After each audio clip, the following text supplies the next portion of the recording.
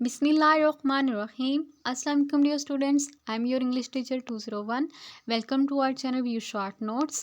सबसे पहले हमारे चैनल को सब्सक्राइब कर लें ताकि आने वाली तमाम न्यू वीडियोस आप लोगों तक पहुंच सके. Today our lesson is lesson number 34, how to avoid common writing problems. जिससे हमने देखा है तो रिपोर्ट राइटिंग, जितनी भी प्रपोजल्स राइटिंग, लेटर राइटिंग, उसमें जो कॉमन प्रॉब्लम्स होते हैं उसको हम किस तरह अवॉइड कर सकते हैं, आज हम वो चीज़ देखेंगे यहाँ पे. ठीक है, यहाँ पे देखें outline, writer's block, lack of well defined purpose, poorly analyse structure, lack of confidence, organisational problems, punctuation problems, readability problems and Gunning's fog index. ये आपको मैं आगे जाकर डिटेल से बताती हूँ ये चीज़ें क्या है. ठीक है, writing style problems, how to edit your work and organisational logic, mechanical development of the topic, writer's style and quality of the manuscript. सबसे पहले देख लेते हैं राइटर्स ब्लॉक क्या है. Writer's block is what we call the experience of getting stuck while writing. यानी क्या हमने एक्सपीरियंस जो है वहाँ पे स्टक किया है राइट करते हुए, वो होता है writer's block. Although the results are the same, वो रिजल्ट्स के भी उनकी तरह ही होते हैं, राइटर्स ब्लॉक की तरह ही. ठीक है, यहाँ काफ़ी फैक्टर्स आ जाते हैं. लैक ऑफ इंफॉर्मेशन या फिर lack of well defined purpose, poor knowledge अगर हो उसमें. ठीक है, लो ऑफ कॉन्फिडेंस, इस तरह की चीज़ें आ जाती हैं. ठीक है, इसमें अब देखिए लैक ऑफ इन्फॉर्मेशन क्या है.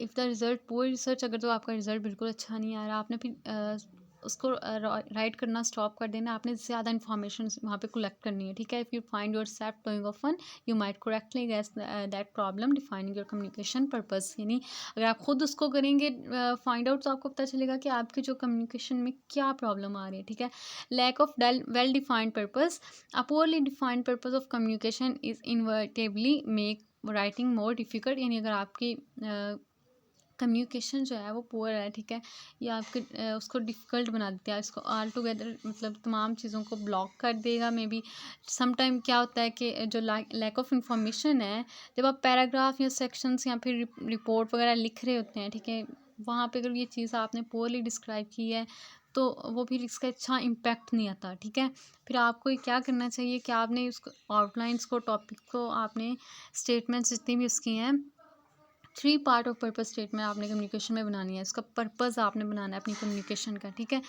आगे देखिए poorly analysed audience, analysed audience analysis that is performed poorly और not all can be the source of writer's block. ये तमाम चीज़ें राइटर ब्लॉक पे डिपेंड कर रही होती हैं. At such times you find your self staring at the video display screening, wondering who is going to read your report and what on earth they want from it.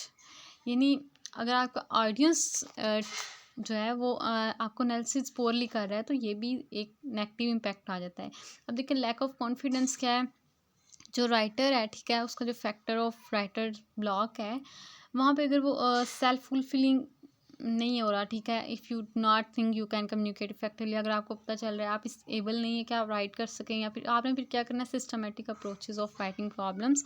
आपने इन problems को ढूंढना है और आपने उनके सॉल्यूशंस को ढूंढना है. ठीक है, आगे ऑर्गेनाइजेशनल प्रॉब्लम्स में क्या आ जाती हैं, discover during the editing phase. जब आप एडिटिंग कर रहे होते हैं फेज़ की, उसमें ये आ जाती हैं फाइंडिंग या फिर फिक्सिंग प्रॉब्लम्स में. आपको एडिटिंग पर्पस में थोड़ी प्रॉब्लम होती है. ठीक है, if they are not fixed, अगर आप पहले तो आपने उसको फिक्सिंग करने की कोशिश करनी है, अगर वो फिक्सिंग नहीं हो रही तो आपने क्या करना है, एक्सपीरियंस जो आपका ऑर्गेनाइजेशन प्रॉब्लम पे है, आपने उसको ब्रेक डाउन कर देना है कम्युनिकेशंस को. ये आपकी कम्युनिकेशंस को बिल्कुल ही ब्रेक डाउन कर देगा. ठीक है, आगे आता है पंक्चुएशन प्रॉब्लम्स.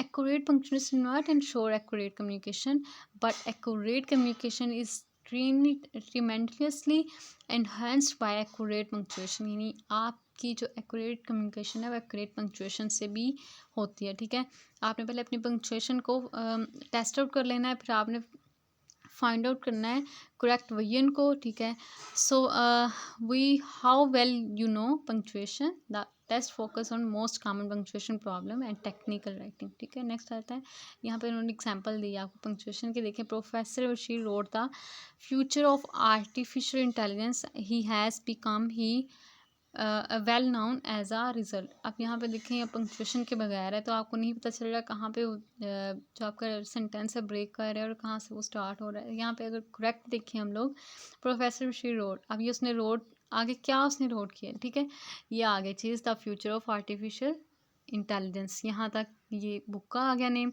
आगे ही has become well known as a result, अब ये एक अलग था सेंटेंस, ठीक है।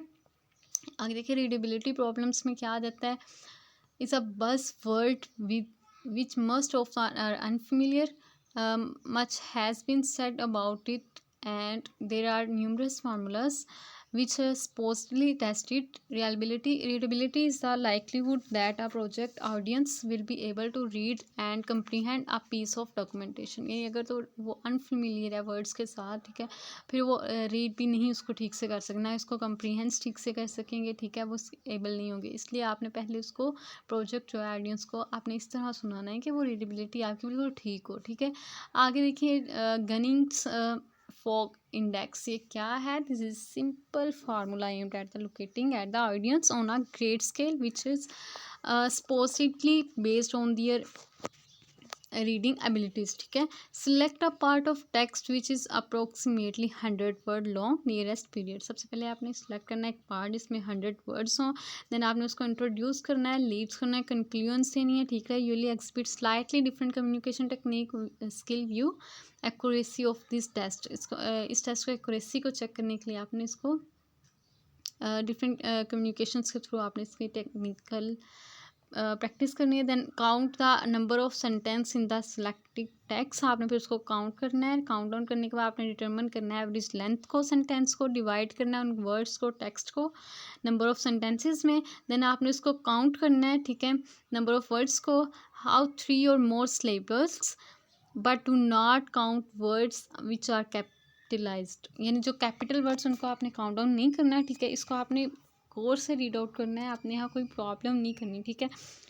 Words which have 3 syllables because prefixes and suffixes has been added, one word or words which are combination of 1 or 2 syllables words, add the number for every sentence length of the number of 3 syllables words in the text and multiply sum by 0.04, ठीक है। The results is the fog index. If you place it in a scale of 120, you will be able to have approximate reading level required to understand the text, यानी आपको ये एक method दिया हुआ है index निकालने का, आपने इसको गौर से रीड आउट करना है और गौर से सेम इसी तरह, ये बहुत ही इंपॉर्टेंट है, ठीक है। ये मस्ट आपको पेपर में आएगा, आपने इसको रीड आउट करके इसी तरह सॉल्व आउट करना है, ठीक है। नेक्स्ट है हमारे पास राइटिंग स्टाइल प्रॉब्लम्स, इसमें क्या आता है, style the result of sentence structure although you might to not think so sentence structure is simple और इजी टू अंडरस्टैंड, अब इतना भी ये सिंपल भी नहीं होना चाहिए। अब इसमें क्या क्या आ जाती हैं टाइप्स ऑफ सेंटेंस में, 4 बेसिक टाइप्स हैं। एक तो सब्जेक्ट वर्ब सेंटेंसेस, जैसे यहाँ पर एग्जाम्पल दिया, प्रोग्रामर सब्जेक्ट आ गया, क्वाइट्स वर्ब आ गया, और एक होता है सब्जेक्ट वर्ब ऑब्जेक्ट सेंटेंसेस, जैसे प्रोग्रामर किक्ड द टर्मिनल यहाँ ऑब्जेक्ट आ गया जिसके ऊपर काम हो रहा है, ठीक है। आगे देखिए subject link verb complement sentences में क्या होता है, सब्जेक्ट आ गया, देन आपके पास लिंकिंग वर्ब आ गया है, यानी फेल्ट, ये लिंकिंग वर्ब है यहाँ पे।